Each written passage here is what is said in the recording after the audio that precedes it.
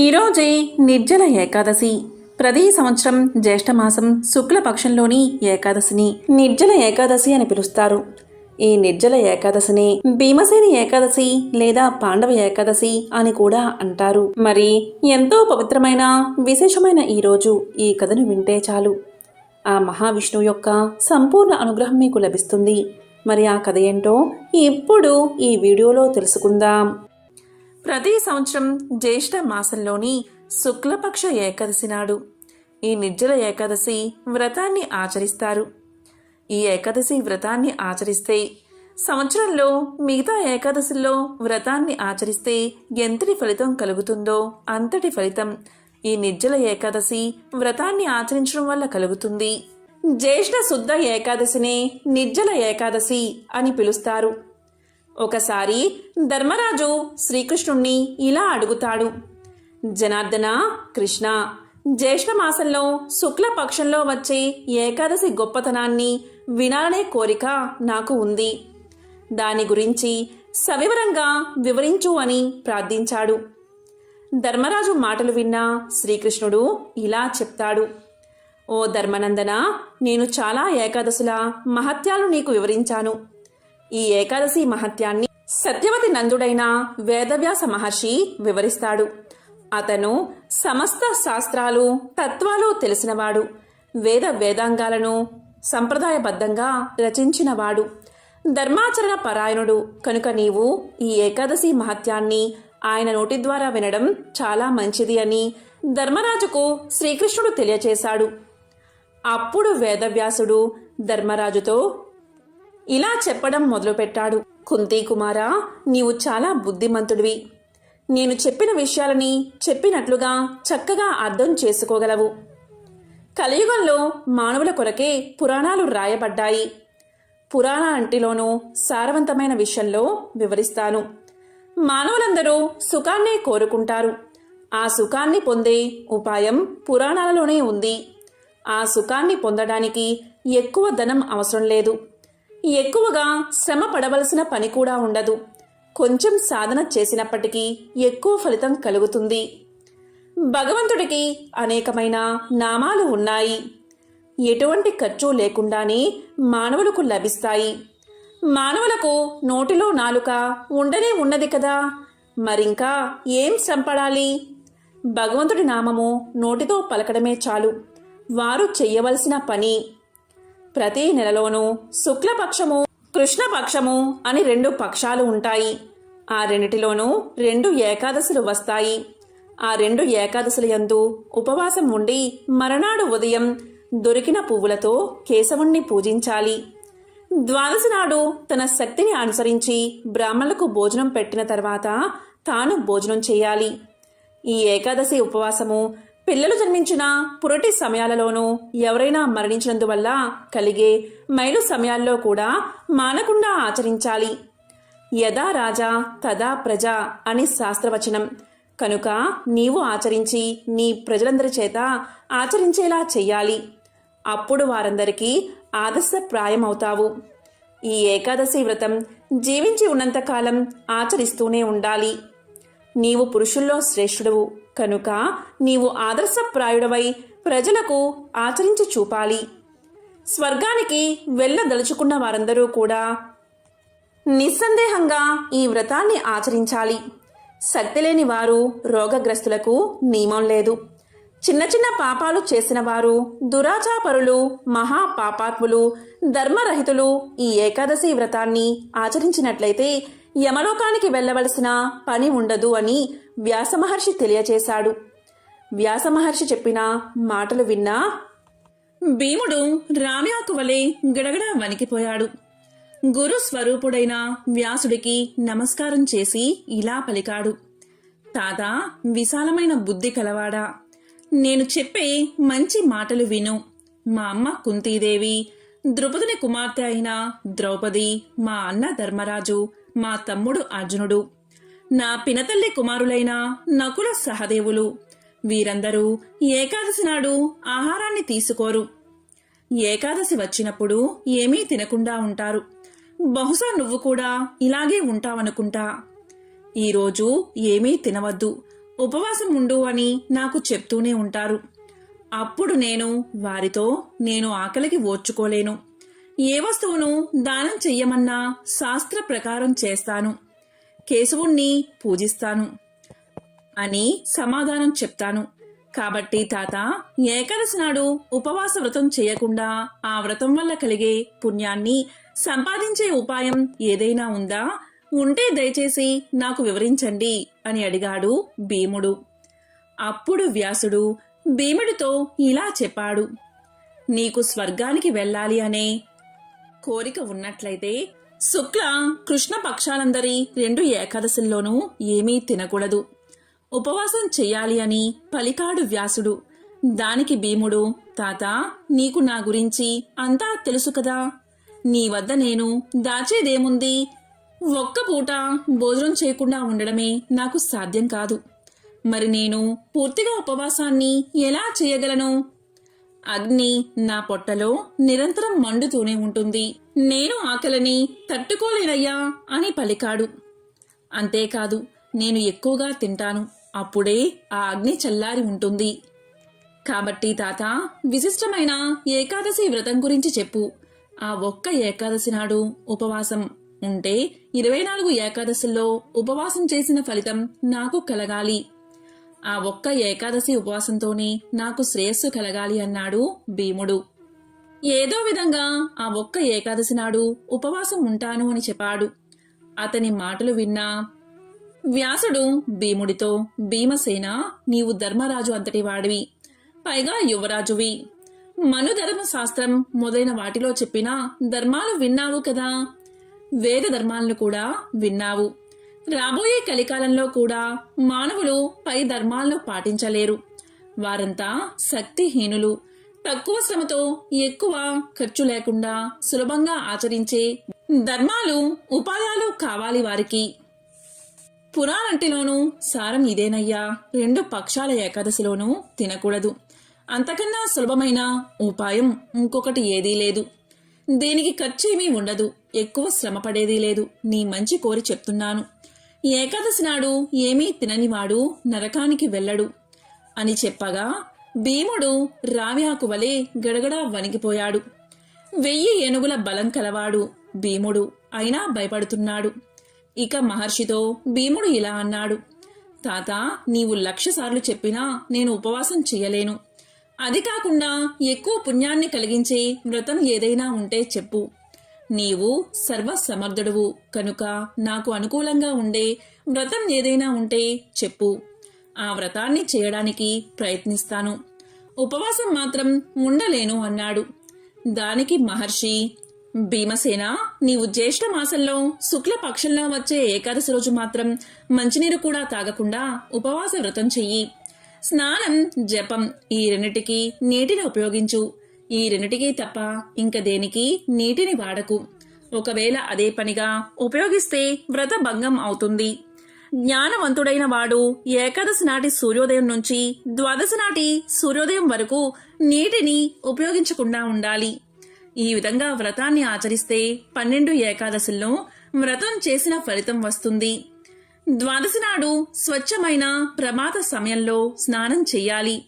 స్నానం పూర్తయిన తర్వాత బ్రాహ్మలకు జలదానము, సువర్ణ దానము శాస్త్రాల్లో చెప్పబడిన విధంగా చేసి బ్రాహ్మణులతో పాటు తాను కూడా భుజించాలి. అన్ని వ్రతాలయందు ఇంద్రియ నిగ్రహం కలిగి ఉండాలి. ఈ విధంగా చేసిన మానవుడు ఎంతో భోగాన్ని అనుభవిస్తాడు. భీమసేన, ఈ విధానాన్ని అనుసరించి వ్రతం చేసిన వ్యక్తికి 1 సంవత్సరంలో ఎన్ని ఏకాదశులు ఉన్నాయో అన్ని ఏకాదశుల్లో ఉపవాసం ఉన్న ఫలితం కలుగుతుంది. దీంట్లో ఎటువంటి సందేహమూ లేదు. ఎందుకు అంటే ఈ విషయాన్ని శంఖచక్ర గదాధారి అయిన శ్రీ మహావిష్ణువే తెలియజేశాడు.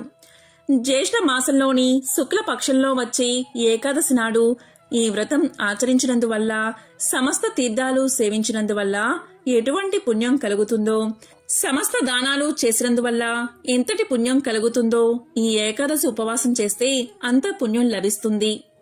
సంపదలు వృద్ధి పొందుతాయి, పుత్ర సంతానం కలుగుతుంది, ఆరోగ్యం లభిస్తుంది. నేను చెప్పిందంతా అక్షరాల సత్యం. ఇందులో ఎటువంటి అబద్ధమూ లేదు. సాధారణంగా మానవుడు మరణించే సమయంలో భయంకరమైన పెద్ద పెద్ద శరీరాలతో ఇనుప దండాలు పాసాలతో యమదూతలు కనిపిస్తారు. ఈ ఏకాదశి రోజు ఉపవాసం చేసిన వారికి యమదూతలు కనిపించరు. వారికి బదులుగా విష్ణుదూతలు దర్శనం ఇస్తారు. విష్ణుదూతలు సౌమ్యంగా ఉంటారు. పట్టు వస్త్రాలు ధరించి చేతిలో చక్రం పట్టుకుని మనోవేగంతో సంచరిస్తూ విష్ణు భక్తులకు కనిపిస్తారు. అంత్యకాలంలో వారిని దివ్యమైన విమానం ఎక్కించుకుని వైకుంఠంలో చేరుస్తారు. కాబట్టి శతవిధాలా ప్రయత్నించైనా ఈ నిర్జల ఏకాదశి వ్రతాన్ని ఆచరించు. వ్రతం పూర్తయిన తర్వాత గోవును దానం చెయ్యి. ఈ విధంగా దానం చేస్తే మానవుడు సమస్త పాపాల నుండి విముక్తి పొందుతాడు. అందరూ ఈ విధంగా నిర్జల ఏకాదశి వ్రతాన్ని ఆచరించండి అని మహర్షి చెప్పగా పాండవులందరూ విని ఆ వ్రతాన్ని ఆచరించారు. అప్పట్నుంచి భీమసేనుడు నిర్జల ఏకాదశి వ్రతాన్ని చేయడం మొదలుపెట్టాడు. ఈ ఏకాదశి తర్వాత వచ్చే ద్వాదశికి పాండవ ద్వాదశి అని కూడా పేరు వచ్చింది. ఈ ఏకాదశినే భీముడు ఆచరించడం వల్ల భీమ ఏకాదశి అని కూడా పిలుస్తారు. ఈ ఏకాదశిని పాండవ ఏకాదశి అని కూడా అంటారు. ఇక భీముడు ప్రాతకాలంలో నిద్రలేచి ఉదయాన్నే నేను అన్నం తినకూడదు కదా భగవంతుడా అని మనసులో బాధపడుతూ 2 జాముల వరకు గడిపాడు. ఆ పైన ఆకలి మంటకు తట్టుకోలేక గంగా నదిలోకి ప్రవేశించాడు. 3వ జాములో నిదానంగా స్నానం చేశాడు. ఆ స్నానం వల్ల అతనికి కడుపులోని మంట తగ్గింది. రాత్రిపూట జాగరణ కూడా అతి కష్టం మీద చేశాడు. తాతగారి మాట మీద నమ్మకం ఉంచిన భీముడు ఈ విధంగా ఏకాదశి వ్రతాన్ని ఆచరించాడు. ఈ ఏకాదశి వ్రతాన్ని ఆచరించడం వల్ల స్త్రీలకైనా పురుషులకైనా మేరు పర్వతము మందర పర్వతంతో సమానమైన పాపరాశి ఉన్న ఈ ఏకాదశి ప్రభావం వల్ల నశిస్తుంది. విశేషమైన ఈ కథను విన్నా, చదివినా, చెప్పినా, వినిపించినా జన్మల పాపాలు తొలగి కోటి జన్మల పుణ్యం వస్తుంది. సకల శుభాలు కలుగుతాయి. ప్రపంచంలోని గొప్ప ఋషీశ్వరుల్లో ఒకరన్న అహంకారానికి లోనైన నారద మునీంద్రులు తన గర్వంతో చివరికి ఎటువంటి గుణపాఠాలను ఎదుర్కొన్నాడో ఇప్పుడు చూద్దాం. నారద మునీంద్రులు నిరంతరం విష్ణుమూర్తిని తాను రచించి గానం చేసిన పాటలతో స్తుతిస్తూ నారాయణ మంత్రాన్ని ప్రపంచవ్యాప్తంగా విస్తరించేందుకు ఉపయోగించేవాడు. ఒకనాడు చింతిస్తూ ఉన్న ఒక వ్యక్తిని గమనించాడు నారదుడు. క్రమంగా అతని వద్దకు చేరుకుని అతని చింతకు ఆందోళనకు గల కారణాల గురించి వాకబు చేయడం ప్రారంభించాడు. అప్పుడు ఆ ధనవంతుడు ఇలా చెప్పాడు. తాను ఎంత గొప్ప ధనవంతుడినైనా ఆ ధనాన్ని ఉపయోగించుకోవడానికి తనకంటూ వారసుడు లేడని అతని చింతనగా తెలియచేశాడు. అదేవిధంగా తనకు పుత్రుణ్ణి ప్రసాదించమని కంటినిండా ఆశను కలిగి నారద మునీంద్రుల వారిని ప్రార్థించాడు. అప్పుడు నారదుల వారు ఇలా పలికారు. ఓ వర్తకుడా, నాకు వరాలను నేరుగా ఇచ్చే శక్తి లేదు. నేను ఎటువంటి వరాలను ఇవ్వాలి అనుకున్నా అది విష్ణుమూర్తి ద్వారానే ఇవ్వగలను. నేను ఈ విషయాన్ని స్వామివారితో సంప్రదించి నీకు మంచి జరిగేలా చూస్తాను అని తెలియజేశాడు నారదుడు. కానీ ఒక రకంగా ఇది సాధ్యమయ్యే పనేనా అనే సంశయం నారదుడిలో ఉంది. ఇక నారద మునీంద్రులు తన మనసులో ఉన్న ఆ వర్తకుని సందేశంతో విష్ణు భగవానుణ్ణి చేరుకున్నాడు. ఆ సమయంలో విష్ణు భగవానుడు తన నివాస స్థానమైన వైకుంఠంలో ధ్యానంలో కూర్చుని ఉన్నాడు. నారాయణ నారాయణ అని విన్న వెంటనే వచ్చింది నారద మునీంద్రుల వారిని వెంటనే అర్థం చేసుకున్నాడు మహావిష్ణువు. వెంటనే నారద మునీంద్రులు ఒక భక్తుడికి తమరి ఆశీర్వాదం కావాలని విష్ణువుని కోరుకున్నాడు. ఆ మాటలు విన్న విష్ణు భగవానుడు కళ్ళు తెరిచి ఎవరికి ఆశీర్వాదం కావాలి, ఎందుకని ఇవ్వాలి అని అడిగాడు. దానికి నారదుడు ఇలా సమాధానం చెప్పాడు. ధనవంతుడైన ఒక వర్తకుడి సమస్యను మొత్తం తెలియచేశాడు. క్రమంగా అతనికి పుత్ర సంతాన యోగ్యం కలిగించమని వేడుకున్నాడు. కాని అందుకు విష్ణు భగవానుడు ఇలా పలికాడు. నారద, ఆ వర్తకుడికి తండ్రయ్యే యోగ్యత లేదు. విధివ్రతను అనుసరించి విధానాలు ఉండాలి కానీ వాటిని మార్చే ప్రయత్నం అస్సలు చేయకూడదని తెలియచేశాడు. అలాగే నారద, ఇలాంటి మార్పులు చేయడం ప్రకృతి విరుద్ధమని తేల్చి చెప్పాడు విష్ణువు. క్రమంగా విష్ణుమూర్తి నిర్ణయాన్ని గౌరవించి వర్తకుని పట్ల జాలితో అక్కడి నుండి వెళ్ళిపోయాడు నారదుడు. కొన్నేళ్లు గడిచిన తర్వాత నారద మునీంద్రుల వారికి ఒకసారి ఆ ధనిక వర్తకుణ్ణి సందర్శించాలి అనిపించింది. క్రమంగా అనుకున్నదే తడవుగా వర్తకుని ఇంటికి వెళ్ళాడు. అయితే ఆ వర్తకుడు నలుగురు కుమారులతో ఆడుకుంటూ ఉండడం చూసి నారదుడు ఆశ్చర్యపోయాడు. వెంటనే వర్తకుణ్ణి ఆ నలుగురు బాలురు ఎవరు అని అడిగాడు. దానికి వర్తకుడు సంతోషంగా ఇలా సమాధానం చెప్పాడు. ప్రభూ, నాకు మీ కారణంగా పుణ్యం వరించింది.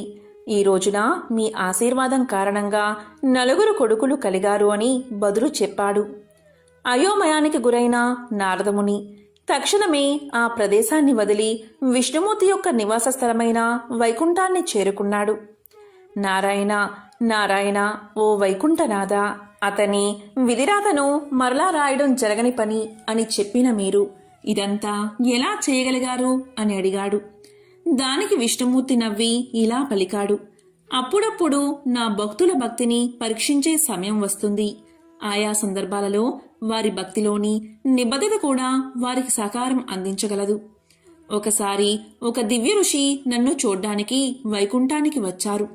అప్పుడు నేను నా కడుపులో నొప్పితో బాధపడుతున్నాను. నన్ను అలా చూసిన ఆ ఋషి, మీ నొప్పి తీర్చేందుకు నేను మీకు ఎలా సహాయం చేయగలను అని అడిగాడు. అప్పుడు నేను ఇలా చెప్పాను. భూమి మీద ఒక మానవుడి గుండె రక్తాన్ని పొందగలిగితే ఈ నొప్పి తగ్గుతుంది అని. అంతేకాదు, ఇలా కూడా చెప్పాను. ఋషీశ్వరులు మానవుల కిందకు రారు, వారు దైవంతో సమానం. అతని రక్తం ఏమాత్రం ఉపయోగపడదు. కావున కేవలం భూమి మీద ఉన్న మానవుడి రక్తమే నా సమస్యకు పరిష్కారమని తేల్చి చెప్పాను. క్రమంగా మానవ రక్తాన్ని సాధించడంలో ఆ ఋషీశ్వరుడు ప్రపంచవ్యాప్తంగా తిరగడం ప్రారంభించాడు. దేవుడికి మీ రక్తం అవసరమని, అతని కడుపులోని బాధను తీర్చేందుకు మీ సహకారం అవసరమని ప్రతి ఒక్కరికి చెప్పాడు. కానీ దీని పట్ల ప్రజలు విశ్వాసాన్ని చూపలేదు. క్రమంగా ఆ ఋషి మీరు నాకు చెప్పిన అదే వర్తకుడి దగ్గరకు చేరుకున్నారు. వర్తకుడు కేవలం తనను దైవఋషి అని మాత్రమే గుర్తించకుండా అతన్ని నమ్మాడు కూడా. కత్తితో తన ఛాతిని పొడుచుకుని అతను కోరుకున్న విధంగా 4 చుక్కల రక్తాన్ని అందించాడు. అతని ధైర్య సాహసాలకు, నాపై ఉన్న ప్రేమ, భక్తి మరియు విజ్ఞానానికి మెచ్చిన నేను ఆ వర్తకుణ్ణి ఆశీర్వదించాను. క్రమంగా ఇప్పుడు అతనికి సంతాన యోగ్యం కలిగిందని తెలియజేశాడు మహావిష్ణువు. క్రమంగా నారదముని విష్ణుమూర్తి అందరినీ ఒక కంట గమనిస్తూనే ఉంటాడని, మరియు ఆయా వ్యక్తుల పాపపుణ్య ఫలాలను, భక్తి ప్రపత్తులను, నిబద్ధతను ఉద్దేశించి వారి కోరికల సాధ్య అసాధ్యాలు ఉంటాయని గ్రహించాడు. మనిషి తన కష్టం తాను చేసినప్పుడే దేవుడి ఆశీర్వాదాలను కోరుకునేందుకు కూడా అర్హత సాధించగలడు. ప్రయత్నశూన్యంగా దేవుణ్ణి ప్రార్థించి వరాలను ఆశించడం మూర్ఖత్వమే అవుతుంది. నలుగురితో మంచిగా ఉంటూ సద్గుణ సంపన్నుడై నలుగురికి ఆదర్శప్రాయంగా మెలిగే ఎటువంటి వ్యక్తి అయినా దేవుని కనుసన్నల్లోనే ఉంటారని ఈ కథ ద్వారా అర్థమవుతుంది. బ్రహ్మ మానస పుత్రుడైన నారద మహర్షి నిరంతరం హరినామ సంకీర్తన చేస్తూ త్రిలోక సంచారం చేసేవాడు. విష్ణు భక్తుల్లో అగ్రగణ్యుడిగా ముల్లోకాల్లో అందరూ ఆయన్ని గౌరవించేవారు. దాంతో లోకంలో తనను మించిన విష్ణు భక్తుడు ఎవరూ లేరనే గర్వం మొదలైంది నారదుడిలో. అయితే ఆ మాటను సాక్షాత్తు విష్ణువు నోటనే చెప్పించాలి అనుకున్నాడు నారదుడు. అనుకున్నదే తడవుగా వైకుంఠానికి చేరుకున్నాడు. శేషతల్పంపై విశ్రాంతి తీసుకుంటున్న విష్ణువును దర్శించుకుని యథాప్రకారం హరినామ సంకీర్తనం ప్రారంభించాడు నారదుడు. మహావిష్ణువు మహదానందంగా నారదుడి సంకీర్తనను అరమోడ్పు కన్నులతో పరవశుడై ఆస్వాదించాడు. సంకీర్తన తర్వాత నారదుణ్ణి కుశల ప్రశ్నలు వేశాడు. కుశల ప్రశ్నలు పూర్తయ్యాక నారదుడు తన మనసులోని మాటను బయటపెట్టాడు. దేవా, నాదో చిన్న సందేహం, మీరే దాన్ని తీర్చాలి అంటూ వినయంగా అర్థించాడు. ఏమా సందేహం, సంకోచించకుండా అడుగు అన్నాడు విష్ణువు చిరునవ్వులు చిందిస్తూ. ముల్లోకాల్లో మిమ్మల్ని కొలిచే భక్తులలో ఎవరు అగ్రగణ్యుల్లో మీ నోటని తెలుసుకోవాలి అనుకుంటున్నాను దేవా అన్నాడు నారదుడు. దానికి మహావిష్ణువు, ఇదేమంత పెద్ద సందేహం, అదిగో భూలోకంలో అటు చూడు, అక్కడ కనిపిస్తున్న పొలంలో పని చేసుకుంటున్నాడో రైతు అన్నాడు విష్ణువు. చూశాను ప్రభు అన్నాడు నారదుడు. అందరికంటే అతడే నా భక్తుల్లో అగ్రగణ్యుడు అన్నాడు విష్ణువు. హతాశుడయ్యాడు నారదుడు. తన పేరే చెబుతాడు అనుకుంటే ఎక్కడో మారుమూల గ్రామంలో పొలాన్ని సాగు చేసుకునే రైతు రోజుకి 4-5 సార్లు కంటే నారాయణ్ణి తలుచుకోని సామాన్యుడు తన భక్తుల్లో అగ్రగణ్యుడని చెప్పడానికి మహావిష్ణువుకి మనసెలా వచ్చింది అని మదనపడసాగాడు నారదుడు. నారదుడి అంతర్మదనాన్ని గ్రహించిన విష్ణువు, నారదా, నువ్వే అతడి వద్దకు వెళ్ళు, అతడి భక్తి ఏపాటిదో నీకే తెలుస్తుంది అన్నాడు. ఇదేదో తేల్చుకోవాలి అనుకున్నాడు నారదుడు. సరే అంటూ భూలోకానికి చేరుకున్నాడు. నేరుగా ఆ రైతు ముందు ప్రత్యక్షమయ్యాడు. తన ఎదుట సాక్షాత్తు నారద మహర్షి ప్రత్యక్షం కావడంతో ఆ రైతు పరమానంద భరితుడయ్యాడు.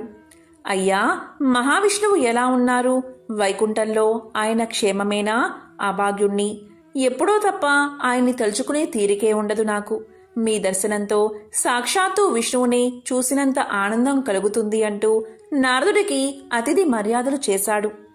నారదుడు తిరిగి బయలుదేరే ముందు, అయ్యా, చిన్న కోరిక అన్నాడు ఆ రైతు.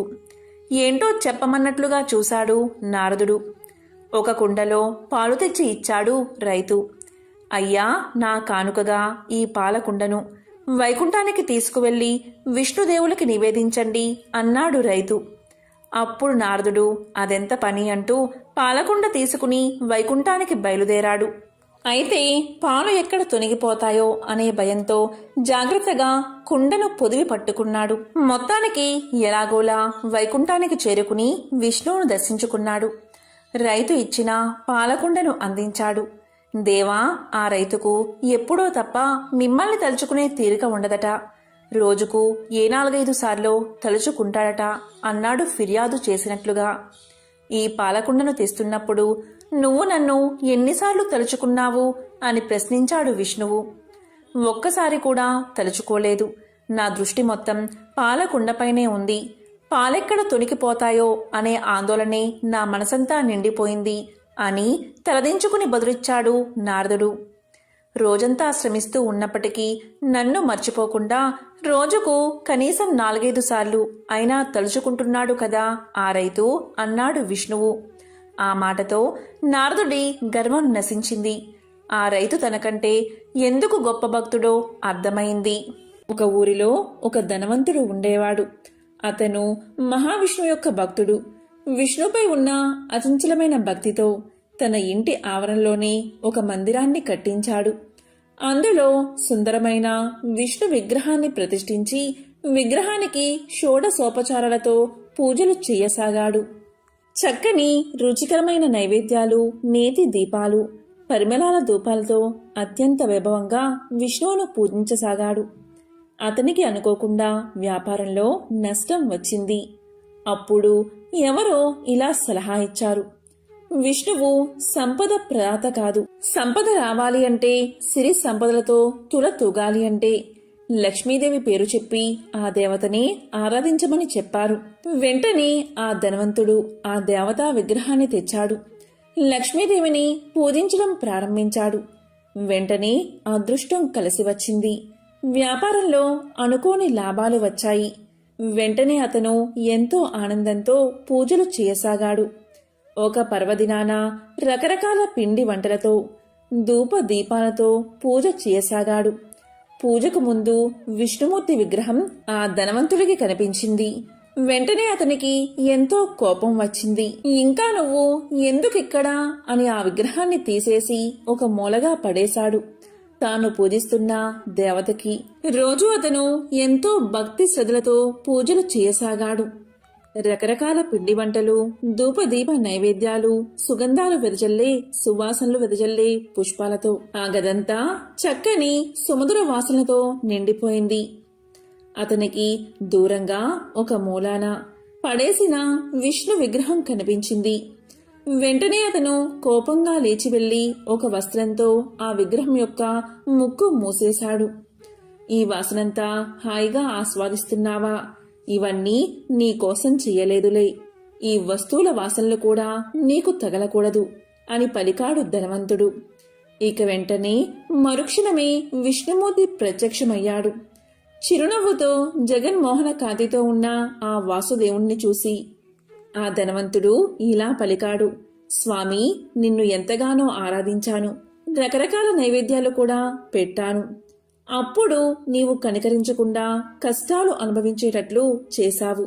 మరి ఇప్పుడు నిన్ను ఆరాధించడం మానేశాక లక్ష్మీదేవిని సేవిస్తూ ఆ నైవేద్యాల వాసన కూడా నీకు రానివ్వకుండా చేస్తే ఇప్పుడు ప్రత్యక్షమై కనుకరించావు. ఇదేమి వింత స్వామి అని ప్రశ్నించాడు ధనవంతుడు. అందుకు ఆ మహామాయావి అయిన విష్ణువు నవ్వుతూ ఇలా పలికాడు. నీవు పూజలు చేశావు నిజమే, నైవేద్యాలు నివేదించావు అది నిజమే, కాని నేను అక్కడ ఉన్నాను అన్న భావనతో నీవు చేయలేదు. ఏదో పూజ చేశావు, ఏదో నైవేద్యం సమర్పించావు అన్నట్లు చేశావు, కాని ఇప్పుడు నీవు అలా అనుకోలేదు. నేను ఇక్కడే ఉన్నాను అనుకున్నావు. ఆ వాసనలు కూడా అంటే నైవేద్యాల గుమగుమలు కూడా నేను అనుభవిస్తున్నాను అనే భావన నీలో కలిగింది. నా ఉనికి, నా సాన్నిధ్యం నీ భావనలో పొందావు. నన్ను ద్వేషించినా నేను ఇక్కడ ఉన్నాను అనే భావన్ని చెందావు. ఇక్కడే ఉన్నా నా ముక్కు మోసావు అంటే అంత ప్రత్యక్ష భావన నీలో కలిగింది. ఎప్పుడైతే ఆ భావన నీలో కలిగిందో నా సాక్షాత్కారం లభించింది అన్నాడు మహావిష్ణువు. దానికి ఆ విష్ణు భక్తుడికి ఎంతో ఆనందం కలిగింది. ఆ రోజు నుంచి అతను ఎంతో భక్తిభావంతో లక్ష్మీనారాయణులు తన ఇంట్లోనే ఉన్నారు అనే భావనతో పూజలు చేయసాగాడు. చివరకు మోక్షాన్ని పొందాడు. మోక్షం అనే పదం దాదాపు అందరూ వినే ఉంటారు. ఏదో ఒక సందర్భంలో హమ్మయ్య మోక్షం కలుగుతుంది అనుకుంటారు.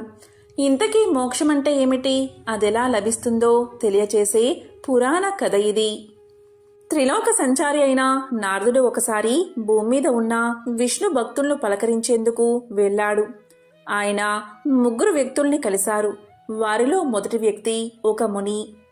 నిత్యం హరినామ స్మరణలోని మునిగితేలే ముని దగ్గరకు వెళ్ళాడు నారదుడు. నారదుణ్ణి చూసిన ముని ఇలా పలికాడు. అయ్యా, వైకుంఠం నుంచి ఎప్పుడు వచ్చారు? విష్ణు భగవానుడు ఎలా ఉన్నారు? ఏం చేస్తున్నారు? మీరు తరచూ వైకుంఠానికి వెళ్తూ ఉంటారా అని ప్రశ్నలతో ముంచెత్తాడు. దానికి స్పందించిన నారదుడు ఇలా చెప్పాడు. శ్రీ మహావిష్ణువు బాగానే ఉన్నారు.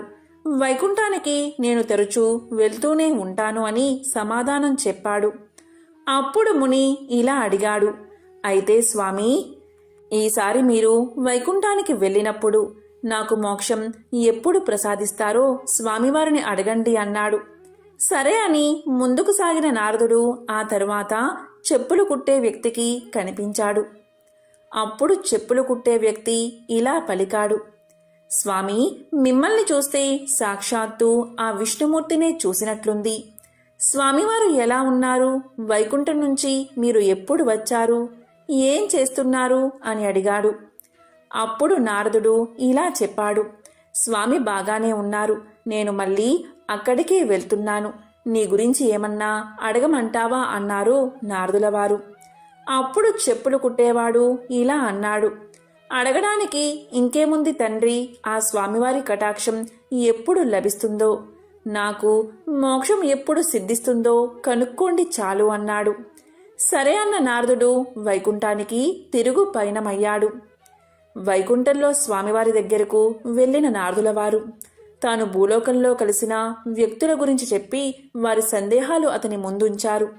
అప్పుడు మహావిష్ణువు ఏమన్నారు అంటే, నారదా, నాలో ఐక్యమయ్యేందుకు ఆ ముని మరెన్నో జన్మలు వేచి ఉండాలి. కానీ ఆ చెప్పులు కుట్టుకునే వ్యక్తికి మాత్రం ఇదే చివరి జన్మ అన్నారు మహావిష్ణువు. ఆశ్చర్యపోయిన నారదుల వారు నిత్యం హరినామస్మరణలో మునిగితేలే మునికి మరెన్నో జన్మలు ఉండడమేమిటి? సాధారణ జీవనం గడుపుతున్న చెప్పులు కుట్టే వ్యక్తికి ఇదే ఆఖరు జన్మ కావడం ఏంటి అనే సంశయంలో ఉండిపోయాడు నారదుడు. ఇది గమనించిన శ్రీహరి ఇలా పలికాడు. ఈసారి నువ్వు వారిద్దరినీ కలిసినప్పుడు స్వామివారు ఏం చేస్తున్నారు అని వాళ్ళు అడుగుతారు కదా, అప్పుడు ఆయన సూది బెజ్జంలోంచి ఏనుగును పంపిస్తున్నారని చెప్పు.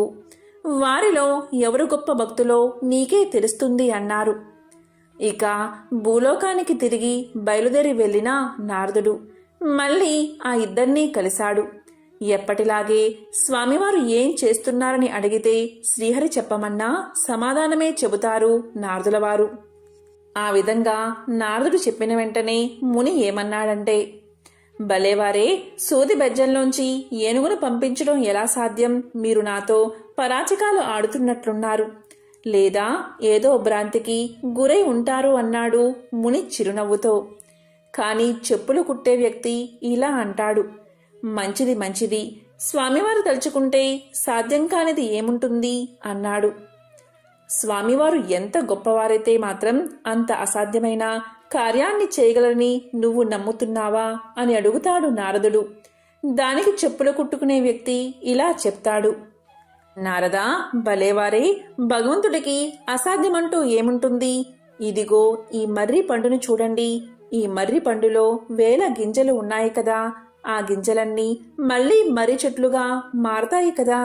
పోనీ అక్కడితో ఆగుతుందా? ఆ మర్రి చెట్టు ఊడలు కిందకి దిగి విశాలమైన వనంగా మారుతుంది. ఇంత చిన్న పండులో అన్ని మహావృక్షాలు ఇమిడి ఉన్నప్పుడు స్వామివారు చేసిన దానిలో ఆశ్చర్యం ఏముంది? సృష్టిలో ఇలాంటి అద్భుతాలన్నీ ఆయనకి సాధ్యమే కదా అన్నాడు చెప్పులు కుట్టుకునే వ్యక్తి. పైకి ఎంతో సాధారణంగా కనిపించి ఆ భక్తుడి మనసులో భగవంతుని పట్ల ఉన్న విశ్వాసం ఎంత బలమైనదో నారదుల వారికి అప్పుడు అర్థమైంది. మోక్షం చెప్పులు కుట్టే వ్యక్తికి ఎందుకు ముందుగా వస్తుందో నారదుడికి తెలిసింది. ఎంతో పవిత్రమైన విశేషమైన ఈరోజు ఈ కథలను విన్నా, చదివినా, చెప్పినా, వినిపించినా జన్మల పాపాలు తొలగి కోటి జన్మల పుణ్యం వస్తుంది, సకల శుభాలు కలుగుతాయి. ఈరోజు ఏకాదశి నాడు ప్రతి జాములోనూ స్నానం చేసి దానం చేసినా, జపం చేసినా, హోమం చేసినా ఆ మానవుడు ప్రతి జాములోనూ కోటి ఫలాలతో బంగారాన్ని దానం చేసిన ఫలితాన్ని పొందుతాడు.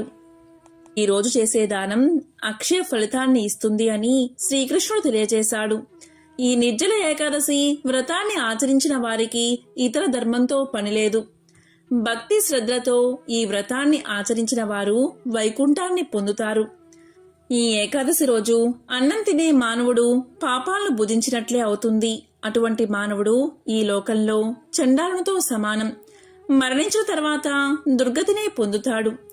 బ్రహ్మహత్య చేసినవారు, కళ్ళు తాగినవారు, దొంగతనం చేసినవారు, గురువుకు ద్రోహం తలపెట్టినవారు, అబద్ధం ఆడేవారు, వీరందరూ కూడా నిర్జల ఏకాదశి వ్రతాన్ని ఆచరించి ఆయా పాపాల నుండి విముక్తులు కావచ్చు. ఏ మానవుడు ఈ నిర్జల ఏకాదశి కథను భక్తి శ్రద్ధలతో వింటాడో లేక చదువుతాడో అలాంటివాడు స్వర్గాన్ని పొందుతాడు. ఈరోజు నీటిని కూడా తీసుకోకుండా ఉపవాసాన్ని ఆచరించాలి. అందరికీ అది సాధ్యం కాకపోవచ్చు, కానీ ఇలా చేస్తేనే నిర్జల ఏకాదశి వ్రత ఫలితం మీకు దక్కుతుంది.